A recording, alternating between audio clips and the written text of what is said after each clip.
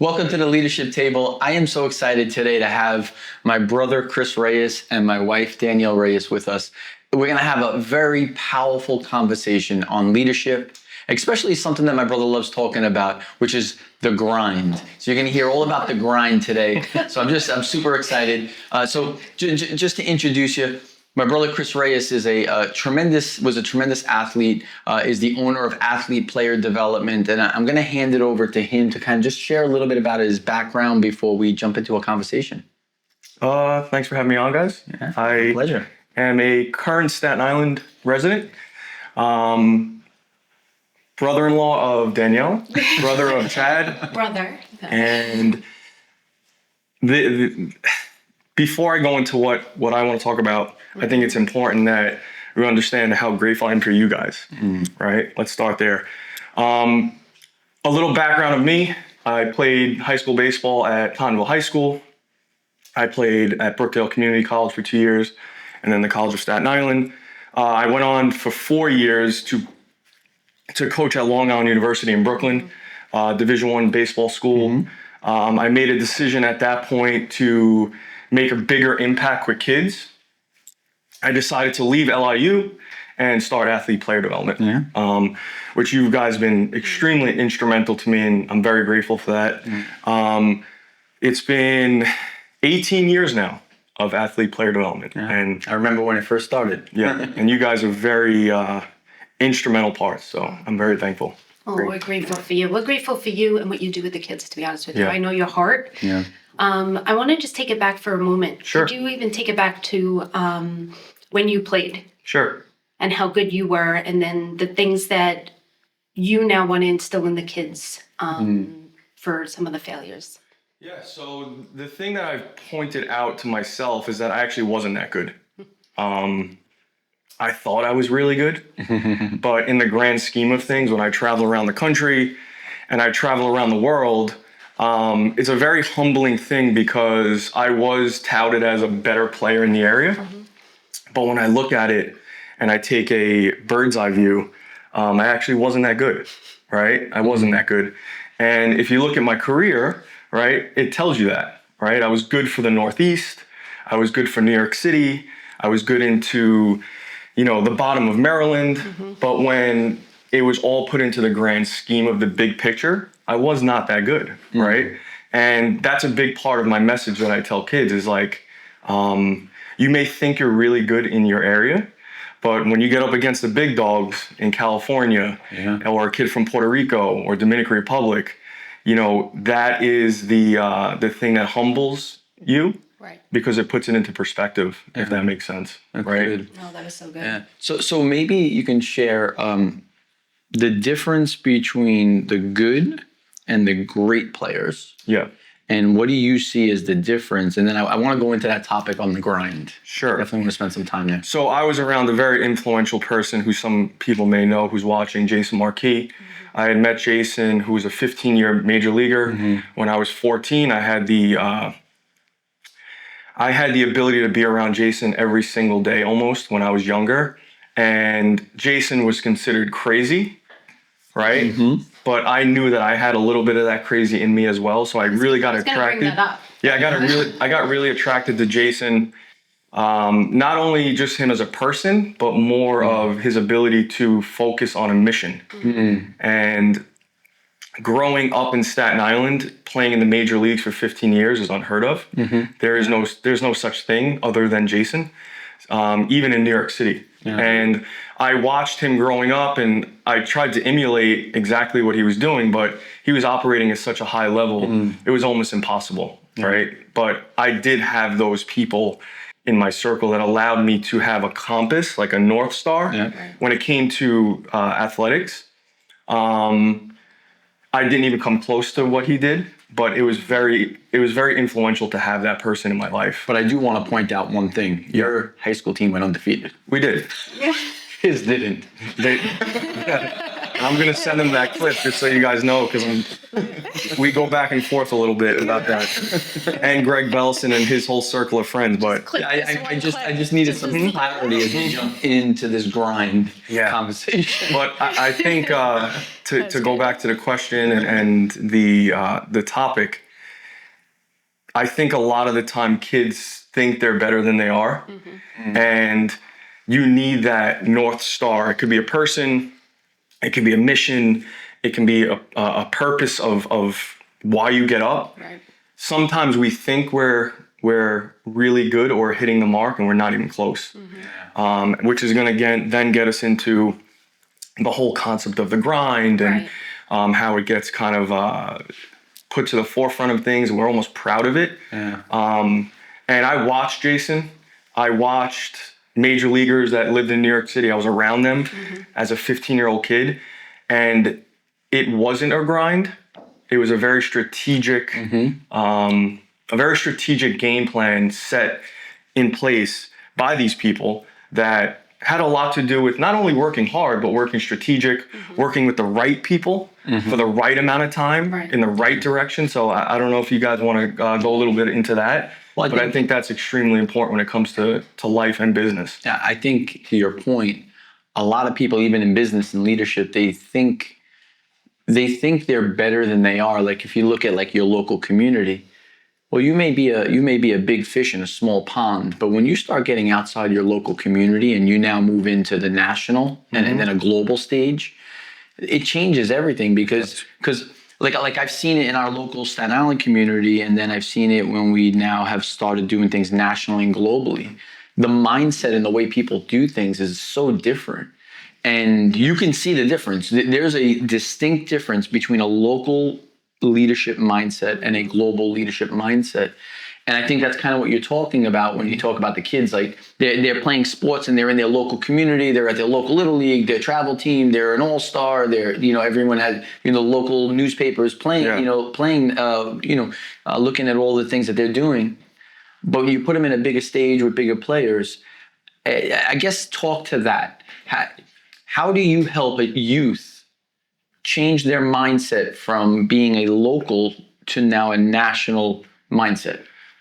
Well, the hardest thing is because typically when you're in a culture, there's pride in your culture. So you want to be the big fish in a small pond. So I teach kids and their parents, as uncomfortable as it is, you need to do the opposite, right? And you're also going to get some type of negative feedback because you have a greater vision for your life, right? That's the whole, who do you think you are? Exactly. Like, you're trying to get out of the fishbowl. You're trying to get out of the, out of the pond. So if you look at Jesus, and I don't know if there's people, believers on video and stuff right now, but he also had some lashback from people in his community. So I tell people all the time, you may want to be the guy that does leave the community. Just understand that you're going to be a little bit of an outcast when you do come back. Right? It just is what it is, right? So, to have that jump in realm, that's what I call it with parents. Like, you have to be okay with your kid getting out of the norm, right? And you guys taught me since I'm a young business person or a young person that you don't know what you don't know, right? Yeah. So I tell parents all the time, you have to go experience that thing that is in California. You have to go experience that thing where all the really good players are, because you may have a really good player and you may not know it. That's one. Or you think you're the really good player and you actually stink. Because you're in this really small community of just decent kids that are athletes. Well, right? I want to bring it back to talent. When they say talent isn't enough, right? It's hard work. But in a community, sometimes talent is is enough. Right? It's like the talent That's exactly is enough it. Because everyone knows you and everyone sees the talent. Now there's this part though that it's talent isn't enough. Hard work is needed, right? And then you're going into not the grind. Right? So how can we speak on that for a little bit. So what we teach kids, and you have to be aware of who you're talking to, because if you talk to a kid that is trying to make it to the major leagues and he's one of the top kids in the area, he wants to work hard, right? So you have to be very aware of like who you're talking to, Yeah. which is really important for me. Good. It's the same thing if you think about it. It's the same thing with leaders. When we go in and we train and develop leaders, right? You got to know where they are. You've heard me talk about this capacity. Yeah, I don't want to make someone. My goal is not to make someone who they're not. My goal is to make sure that they fulfill their potential and who they are. Right. exactly. And I guess the greatest struggle for me, like when we're coaching leaders, is when someone has the capacity of 500 gallons. I talk about the gallons and capacity. So they got this 500-gallon capacity, but they're only using 200 of them. And then they feel comfortable then justifying it because they look at the person who has 50-gallon gas tank and they're like, well, I'm doing 200, I'm performing at a high level, but they're performing at 100% of their capacity. You're performing at 40% of your capacity. So if you really look at it, they're actually doing better than you are. Yeah. The difference is that you're looking at based off of results and not based off of potential. And I'm in an interesting situation because you guys get mostly adults, right? If not all adults. Yeah. I get mostly kids, right? By the time my people get to 22 years old, you're either in the big leagues or pro, or you're out of the game, right? So if you look at the stats, in any well-known baseball magazine, 98% of kids don't even play college sport. 99.5 don't play a pro sport. So I use my platform to reach them for life skills. Yeah, you got to develop them so that for the 99.5 that are not going to be in the major leagues, you need them to develop the skills to be in the workforce, to be building their business. They're going to be successful in life. We talk about it all the time, right? We want people to come in that have played sports. That's correct. Because or have that level of discipline and focus and stuff like that. But going back to what Danielle was talking about with the grind, I don't want to say that we don't use the word grind, but if you really define the word grind, it's to take two objects, right? Move them together and then cause some type of granulated sand from it. So that means you're actually wearing yourself down to the point of no return. Correct. Which is scary, right? So the reason why we get a ton of results with our younger athletes is because we do it strategically, right? We work hard, but we also recover well. We eat well. We hydrate. We take weeks away from the game because I've seen a lot of kids that were really good at 10 years old that get to 15 and they just hate the game. They're physically strong enough to still play. They just don't have the love anymore. Well, you were promoting about summer camp or summer training. Where usually, and that goes from, right, talent is not enough, but hard work is. Sure. And you're saying, I don't think that there should be the grind, right, through the summer. And you're saying it for that reason. That's correct. We strategically put together a game plan for every kid's different season, let's so to say. Because if you're down south, it's a little different than Northeast kids. If you live on the West Coast, it's much different than a kid that's in the middle states, right? So whenever we talk about a kid, it goes back to what we were talking about. We're very strategic on what their system looks like because we may be overworking a kid where he really should be in his season of rest. Right? And I think as business people, we need to identify what that word grind actually means. Because I know I've grinded myself down to the bone. And I actually had that was my badge of honor. And I tell my kids all the time, like, you're going to get to 17 years old and you're going to hate this game. And then you're just going to be working on fumes. And then you take that concept and you bring it into life. You bring it into business. I see often business leaders that they want to keep up the intensity, but they haven't figured out how to manage their minutes. So what happens is that they're going, but because they haven't created healthy boundaries around certain things, like one of the healthy boundaries is I do not work on a Sunday. And that is to protect me from the grind. One of the healthy boundaries is I'm only going to work maybe maximum 15 Saturdays in a year. But then on the other flip side of it is Monday to Friday, I am all in. There is from early morning to late night, but I know I can do that because I have the Saturdays off and I have my Sundays off. And I remember being in the grind. I remember 7 days a week, morning to night. And the truth of it is that it just destroys you. You Yep. cannot perform. And then there's Ruins the- relationships. relationships. I was just gonna say, and I think I helped you with that at the beginning. Yeah. Well, I most was women just, are very good at that. pushing. Yeah. Yeah. But well, now I want to take it back for a minute, right? Yeah. Generations. Sure. So parenting, right? Let's go back to parents for a minute. I know my parents were about the grind. It was about the hustle. Sure. Right. So my family, building things and even teaching us in sports. I've done many different sports. Like it was that you needed to work. You needed to work hard. You Yeah. needed to grind. You needed to hustle. But that's because of their generation that was put on us. Now, don't get us wrong. We have all three of us have a great work ethic thanks to our parents. But now how does that transition to the kids today in understanding what we know today and teaching them a healthy? Yeah. So can I speak to that for a minute? Right, So what I've found is, and I talk about it through a business lens, and then you can maybe take that and put it into the youth and the next generation. But what I have found is most leaders they don't keep track of time. Yeah. So meaning they just say, I want to be successful, and then they just put all their effort to be successful, but they don't actually count how much time they're going to be doing. So one of the things that I've done, and I really encourage every leader to do it, when I speak with companies, corporations, it's you take the amount of hours you're willing to work in a week, times it by the amount of weeks that you're willing to work in the year. And when you do that, whatever that number is, let's say it's 50 times 50 as an example. So that's 2,500 hours. Now you talk about how we're using those 2,500 hours. I feel like so often people just will go in and they'll just say like, I'm going to work hard. And the problem is that they're so inefficient that working hard doesn't solve the problem. Yeah. So now when you start giving the contextualization of how many hours am I willing to put into this? Yeah.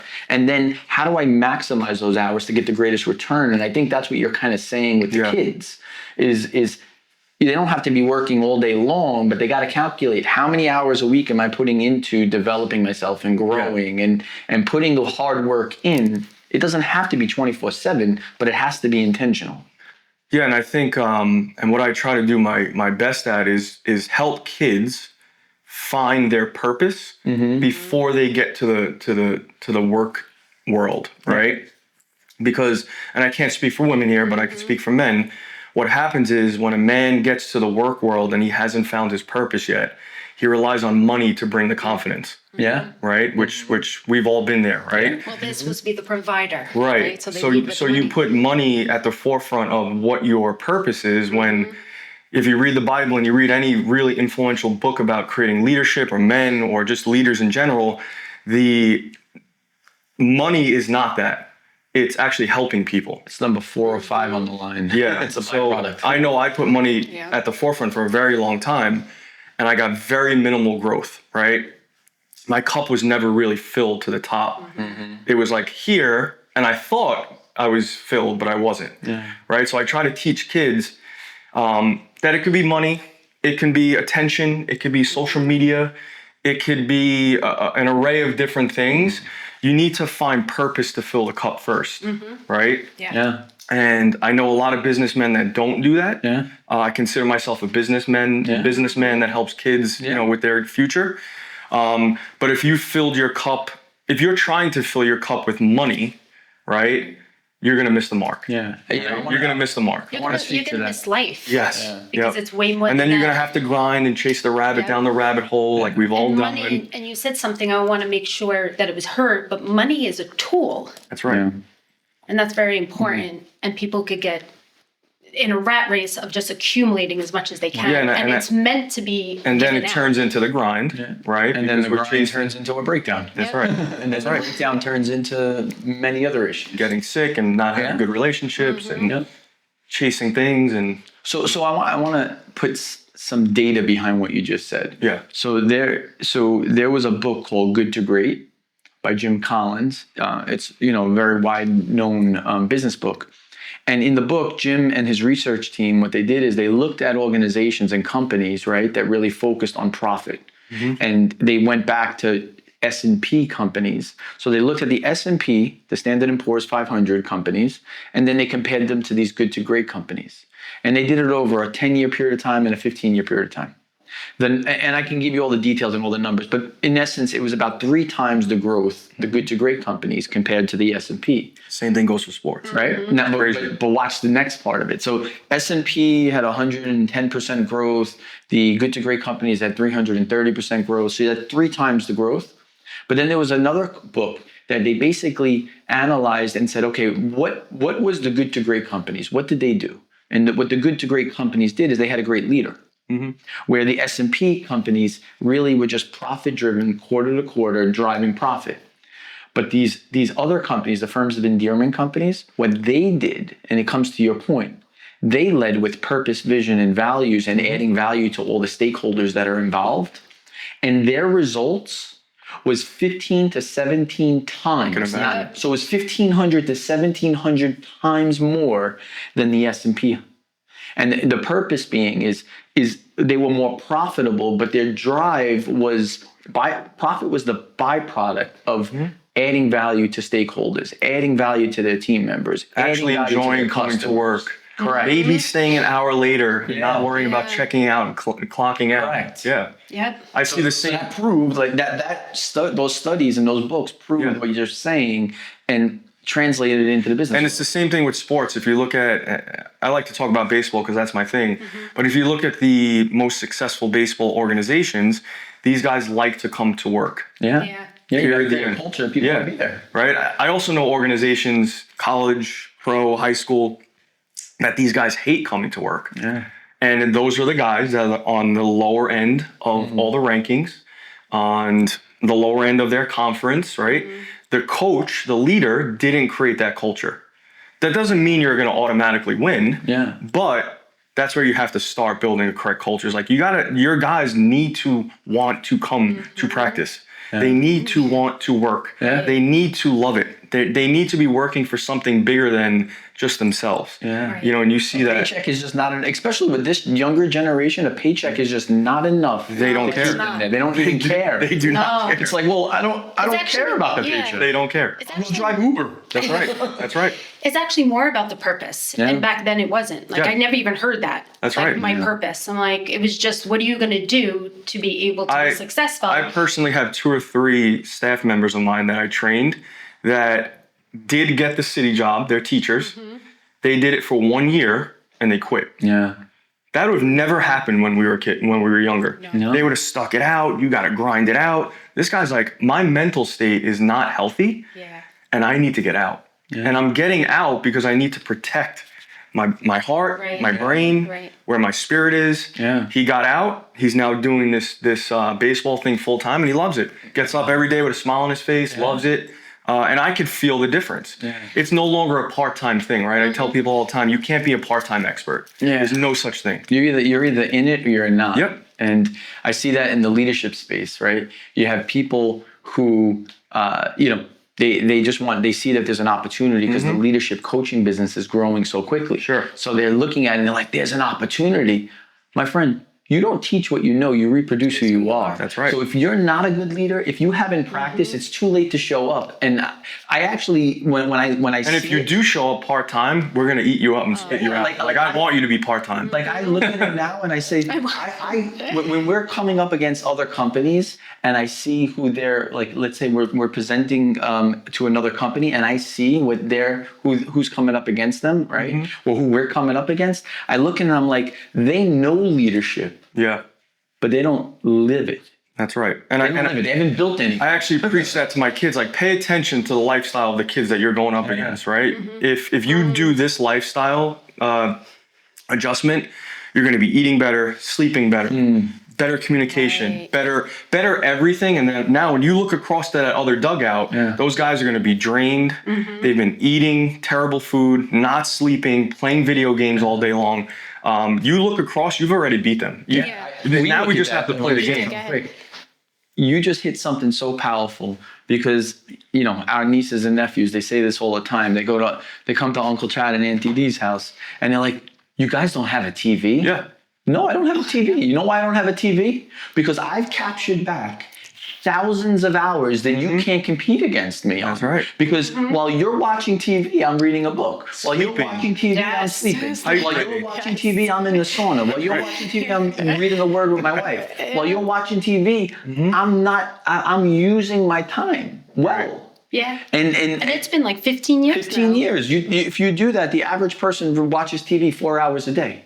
Yep. And it's not that we don't watch TV at all. Now Sure. we're intentional with the time. We're selective with it. We got to put up our projection screen. We got to. Yeah. I mean, we literally have to. search We for have what to we wanna intentionally watch TV. Yeah. And if you think about it, 4 hours a day, 365 days in a year. That's about 1,500 hours a year. 1,500 hours a year times 15 years is 18,000 hours. How do you compete against someone who you used 18,000 hours to watch TV, That's and right. I used 18,000 hours to grow? And if I go back to what we were talking about a little bit, D, this stuff is important, especially for men, right? And I could really only speak to men on this because obviously I'm not a man, I'm not a woman, right?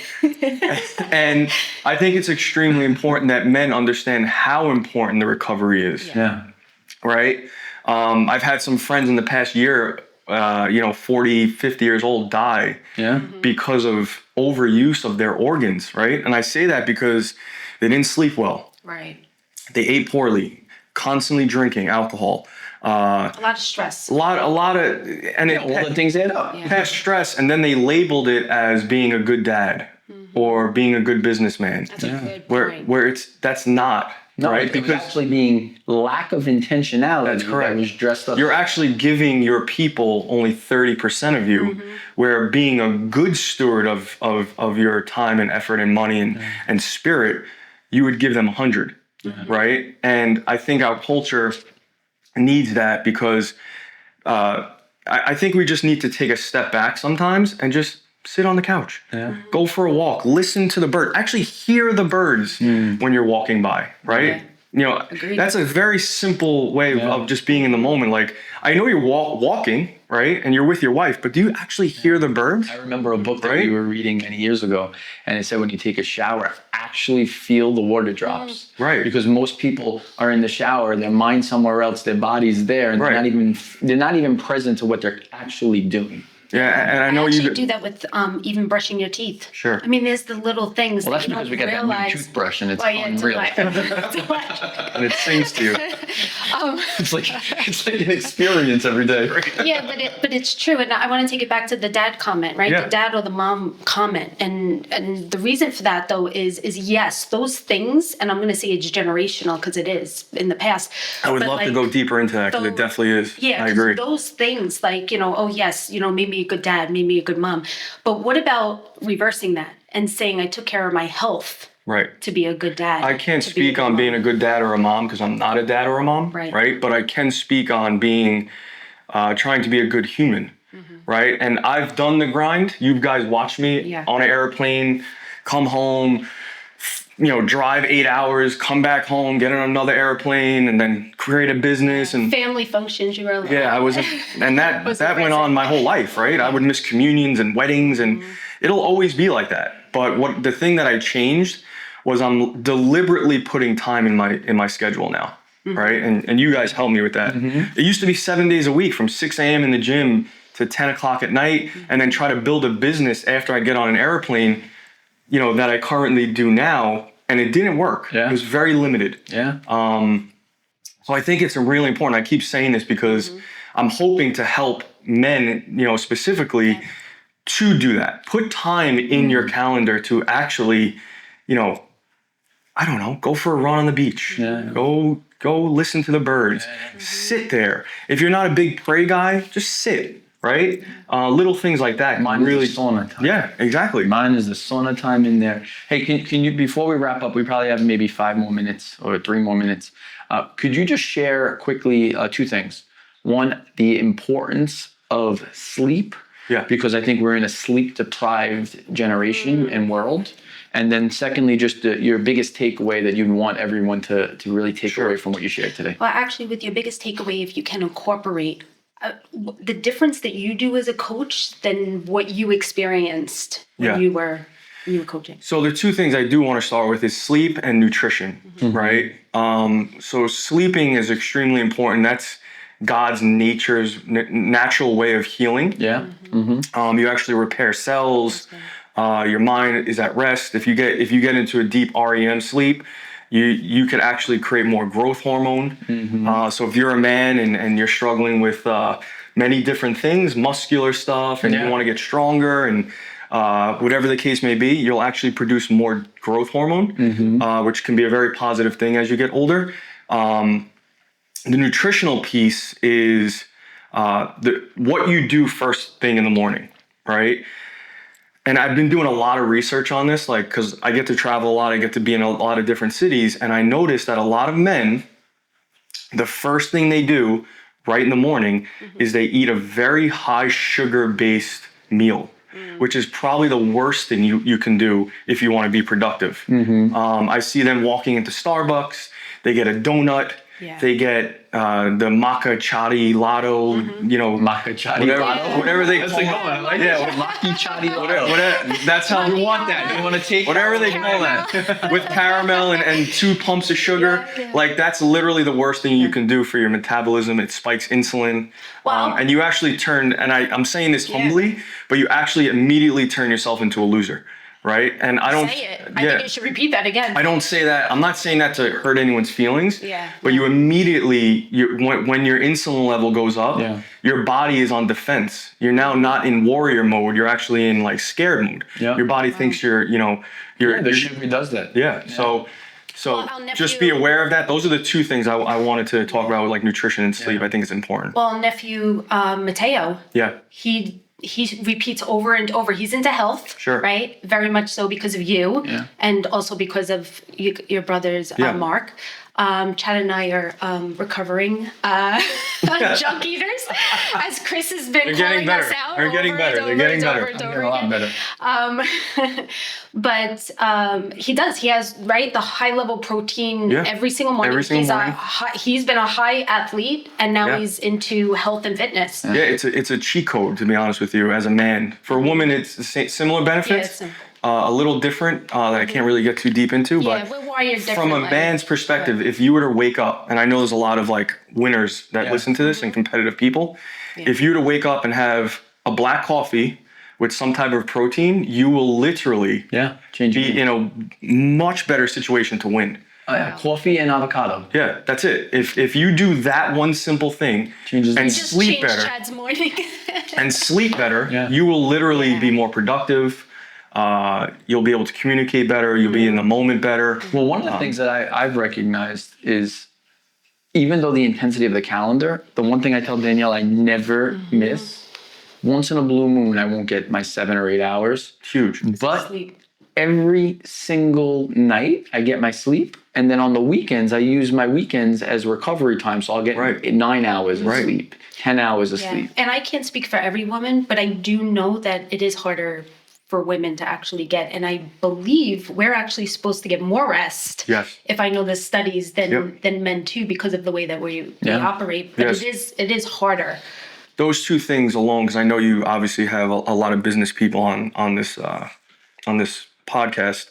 Those two things, if you were to change that, you can probably, I don't want to say you're going to turn the ship around, but you will definitely significantly change the course 100%. And I know a lot of people on the podcast, they like to be high level thinkers and more competitive advantage. They want an advantage, and just those two things alone will give you a huge advantage. That's awesome. Hey, so if people want to reach out to you, they want to know how to connect with you, how do they get in touch with you? My Instagram is probably the most notable thing, so you can follow us on at Athlete Player Development. And that's ATH Elite. Yes, correct. Yeah, so it's Elite PD. Yes. I love it. And that's all of my social media handles. Yeah. So if you want to follow us on Twitter and Facebook and Instagram, all that great stuff. And then just end with your biggest takeaway. I would love to know what coaching and the things that you have experienced in the past and what you're doing for this generation. My biggest takeaway is just one, being grateful for people like you. I get to sit at your guys' tables and learn from very successful people. We learn from each other, but at the same time, it's a lot of people my age don't have that. Yeah. Right. And I've been doing it since I'm 22 years old. Yeah. So I'm grateful for that. And then the other thing is, and I think this is the message of the whole podcast here, or the show, is that the grind is overrated, right? And you're going to see a change in our culture in America, that the grind is no longer going to be put on a pedestal. It's actually going to be looked down upon, because we have a whole generation of younger people that don't grind. Yeah. They think smart. They're analytical. They don't need to grind. They're not addicted to money. And if we can connect to those younger people, I think in the next 20 years, we're going to see a huge change in this world. That's awesome. Yeah. Well, thank you for spending some time with us. Thank you, Chris. Yeah, we're excited. And we just want to thank you for joining us on the leadership table. You know, we often say this, that mature leaders have mature conversations, and that's just what you experienced today. So I hope you found it to be valuable. God bless you. Keep joining us at the leadership table. You're listening to the leadership table. I am so excited that you've joined us. Hey, listen, you want to join us in future episodes where we're going to invite some of our greatest friends, some of the greatest leaders we know, to share all about their leadership journeys and just add tremendous value to you and your teams. Hey, listen, drop a comment below on your biggest takeaway, that what is impacting you the most. Like it. Share it with those people that you know need to hear this message. And subscribe, and hey, listen, turn on the notifications. I just want to thank you, because you are making a difference. As you help us, we help you, and we just divide the work and multiply the impact. My friend, thank you for joining us on the leadership table.